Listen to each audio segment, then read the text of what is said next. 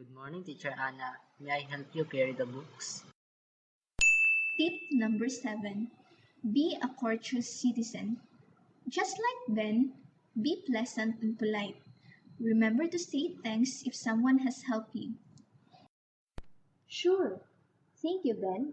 You are so responsible, huh? Okay, class. Kindly open your email for our activity this morning. Tip number 8. Be responsible. Make sure to read carefully the terms and conditions when signing in any transaction. Tip number 9. Post something helpful. Stop posting unnecessary things. Consider whether your contribution will be valuable or relevant.